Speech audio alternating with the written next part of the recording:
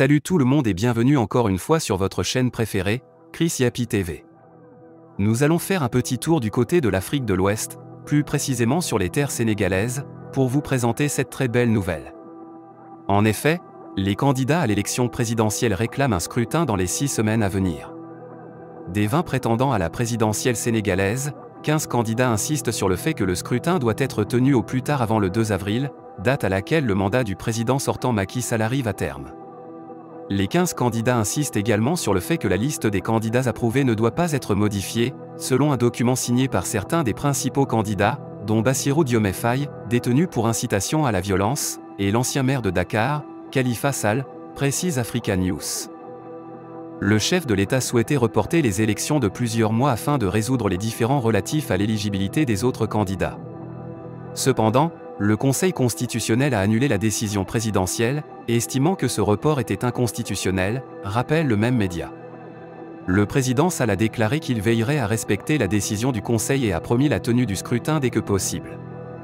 Samedi à Dakar, la capitale, des manifestations ont été organisées pour faire pression sur le gouvernement et l'exhorter à tenir le scrutin le plus rapidement possible. Rappelons aussi que plus de 344 détenus politiques ont obtenu une liberté provisoire, selon le ministre de la Justice.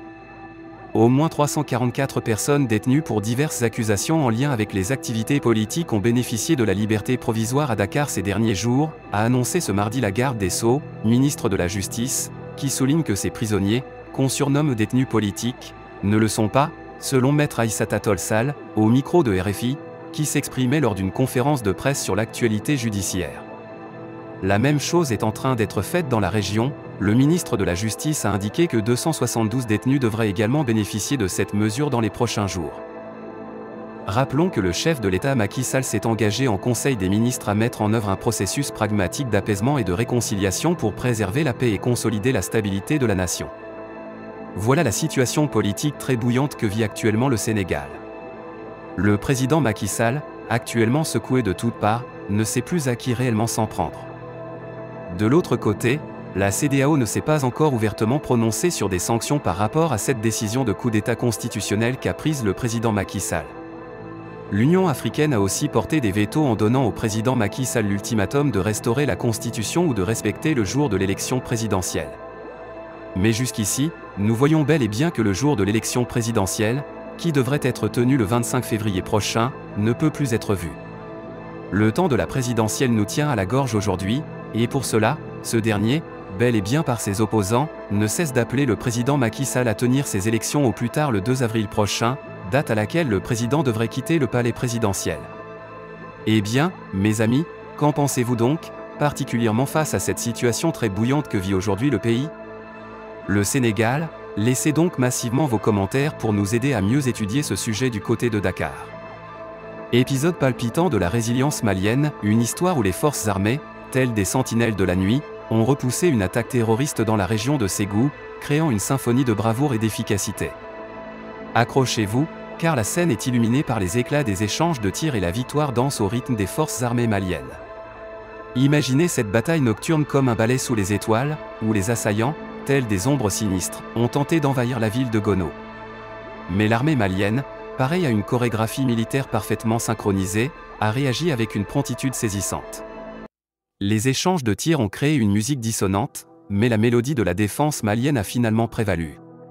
Les forces armées, tel un orchestre puissant, ont neutralisé plusieurs terroristes, capturant certains d'entre eux dans les filets de la sécurité. Les applaudissements résonnent dans les rues de Gono, saluant la bravoure des forces de défense et de sécurité maliennes. La ville, autrefois menacée par les ténèbres du terrorisme, est désormais éclairée par la victoire. Cette bataille est le dernier mouvement d'une symphonie antiterroriste qui résonne dans tout le Mali depuis des mois. L'armée malienne, équipée de moyens roulants, d'armes étincelantes et de vecteurs aériens majestueux, se dresse comme une forteresse contre les assaillants, créant une muraille infranchissable. Le récit se poursuit avec un flashback glaçant du 14 février 2024, lorsque les forces armées ont repéré le groupe terroriste dirigé par le criminel Amagirba. Ce groupe, responsable d'attaques cruelles contre les populations innocentes, planifiait une nouvelle tragédie.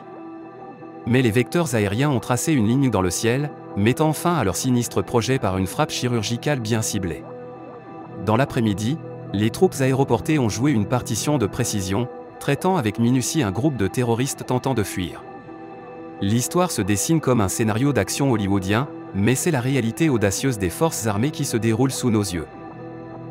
Chers amis, nous assistons à une performance héroïque, une danse entre l'ombre et la lumière où l'armée malienne, telle une troupe de danseurs intrépides, défend son peuple avec détermination. La fraude dans les concours de la fonction publique au Mali, un fléau qui mine la méritocratie. L'arrestation de cadres impliqués dans la fraude lors du concours de la fonction publique au Mali soulève de sérieuses préoccupations quant à l'intégrité et à l'équité des processus de recrutement dans le pays. Les concours d'entrée dans la fonction publique sont censés garantir l'égalité des chances et la méritocratie. Cependant, une récente annulation du dernier concours de la fonction publique a révélé des pratiques frauduleuses massives qui sapent la crédibilité de ces concours au Mali. La fonction publique malienne est confrontée à des défis persistants en matière de transparence et d'équité dans les processus de recrutement. Les concours d'entrée, qui devraient être basés sur le mérite et les compétences, sont souvent sujets à des pratiques frauduleuses telles que la falsification de documents, la collusion avec des examinateurs, et même la vente de réponses à l'avance. Une enquête approfondie menée par les autorités compétentes a révélé un réseau sophistiqué de fraude impliquant des candidats, des fonctionnaires corrompus, et même certains membres des commissions d'examen. Les méthodes de fraude comprenaient la falsification de documents, la tricherie pendant les épreuves, et la collusion avec des personnes internes aux organes de sélection. La fraude dans les concours de la fonction publique a des conséquences néfastes pour le pays. Tout d'abord, elle prive les candidats qualifiés et méritants de l'opportunité d'accéder à des postes gouvernementaux, compromettant ainsi le principe de méritocratie. En outre, elle alimente le mécontentement et la méfiance parmi les citoyens qui perdent confiance dans les institutions chargées du recrutement. Les sanctions pour les cadres arrêtés impliqués dans la fraude lors du concours de la fonction publique peuvent varier en fonction de la gravité de leurs actes et des lois en vigueur dans le pays. Révocation de leur poste, les cadres coupables de fraude peuvent être révoqués de leur poste au sein de la fonction publique, ce qui a été déjà proposé par le ministre de la fonction publique. S'ensuivent les poursuites pénales, ils peuvent faire l'objet de poursuites pénales pour leurs actions frauduleuses, pouvant entraîner des peines de prison, des amendes ou d'autres sanctions judiciaires. À ceci s'ajoute le remboursement des sommes détournées ou illégalement obtenues à la suite de la fraude. Il y a aussi ce qui semble être très capital, le discrédit professionnel. Leur réputation professionnelle peut être sérieusement compromise en raison de leur implication dans la fraude, ce qui peut avoir des conséquences à long terme sur leur carrière. Comment lutter contre la fraude ? Pour lutter contre la fraude dans les concours de la fonction publique, des mesures rigoureuses doivent être prises. Cela inclut, entre autres, la sensibilisation et la dissuasion. En effet, il est nécessaire de sensibiliser les candidats aux conséquences de la fraude et de mettre en place des mesures dissuasives pour prévenir les actes de tricherie. Cela peut être réalisé par le biais de campagnes de sensibilisation, de sanctions sévères pour les fraudeurs, et d'une communication claire sur les normes d'éthique et d'intégrité attendues. Il faut dire que l'arrestation de cadres impliqués dans la fraude lors du concours de la fonction publique au Mali est un événement troublant qui met en lumière les défis persistants en matière d'intégrité dans les processus de recrutement. Cette affaire souligne l'importance cruciale de lutter contre la corruption et d'assurer la transparence dans les institutions publiques. Les autorités doivent enquêter rigoureusement sur ces allégations de fraude et prendre des mesures fermes contre ceux qui en sont responsables. Il est essentiel de restaurer la confiance du public dans le système de recrutement de la fonction publique pour garantir une gouvernance efficace et juste. Avant-projet de loi portant application de la nouvelle Constitution, fin des travaux du comité de relecture. Le comité de relecture des avant-projets de loi portant application de la nouvelle Constitution a tenu le lundi 12 février 2024 au palais de Koulouba une rencontre d'échange pour présenter le fruit de son travail.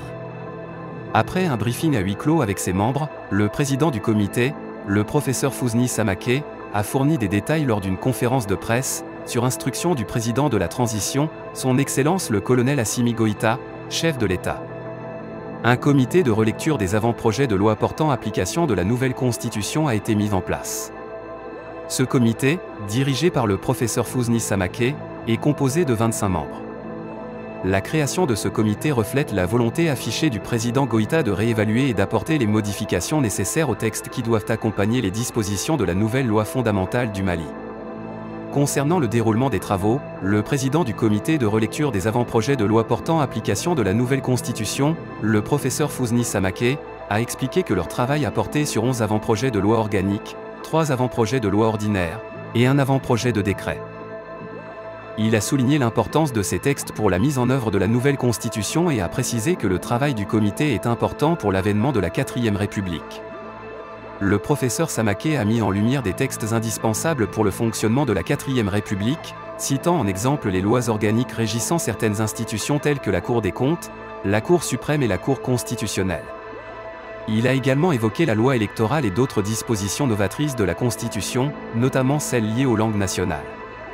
En ce qui concerne la suite des travaux du comité, le professeur Samaké a expliqué que les projets de loi examinés seront d'abord présentés au Conseil des ministres, puis à l'organe législatif de la transition, le Conseil national de transition, CNT.